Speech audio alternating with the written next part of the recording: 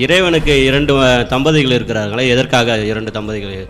இது என்ன 2 சம்சாரம்னா அவங்க வச்சுக்கலாமா? அவங்க தான் சம்பாரித்து சோறு போட போகிறதில்ல. எத்தனை சம்சாரம் வச்சுக்கினா என்ன? வச்சுக்கல, 2 தான் வச்சுருக்கிறாங்க. ஆனால் பொருள் புரியாத நம்ம பாமர மக்கள் என்ன பண்ணா அது 2 பேரும் பொண்டாட்டின்னு நினச்சின்னுக்கிறாங்க. அது மனைவி இல்லை, பெண்ணை காட்டுறது. உலகத்தில் இன்பம் எங்கே பிறகுதுன்னா ஒரு பெண்ணுக்கிட்ட தான் பிறகுது, துன்பம் எங்கே பிறகுதுன்னா ஒரு பெண்ணுக்கிட்ட தான் பிறகுது. அதனால் 2 பொண்ணை வச்சு இன்பமும் துன்பமுமா நீ அனுபவிச்சுன்னுக்கிற வாழ்க்கையில்னு காட்டுறதுக்கு தான் 2 பெண் உருவத்தை பக்கத்தில் படைச்சிருக்கிறது. அதனால் ஒரு மனிதன் வாழ்க்கையில் இன்பமும் துன்பமும் இயற்கை அப்படின்றதுக்கு தான் கடவுள் பக்கத்தில் 2 பெண்ணை படைச்சி இன்பமும் துன்பமுமாக காட்டியிருக்குது. கண் கெட்ட பிறகு சூரிய நமஸ்காரம் எதுக்கு?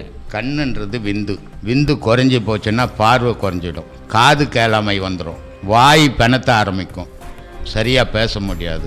இது எல்லாத்துக்கும் காரணமானது விந்து. அந்த விந்து கெட்டு போச்சுன்னா சூரிய நமஸ்காரம் நீ பண்ணி பிரயோஜனமே கிடையாது. ஏன்னா அந்த விந்து தான் சூரியனை காட்டுறது. அந்த விந்து இல்லாத காலத்தில், அதனால தான் இளமையில் ஆன்மீகம் தேடணும், முதுமையில் ஆன்மீகம் தேடுறதில்லை. முதுமையில் ஆன்மீகம் முடியாத தனம். அதனால தான் சொன்னான், காது இருந்து செவடனாயிரு, வாயிருந்து ஊமையாயிரு, கண்ணிருந்து குருடனாயிரு, அதான் ஞானம்னா. அப்போது இந்த விந்து தான் எல்லாத்துக்கும் காரண பொருளாக இருக்குது. இது வேகமாக சுரக்கக்கூடிய வயசு ஒரு 45 வயசு தான்.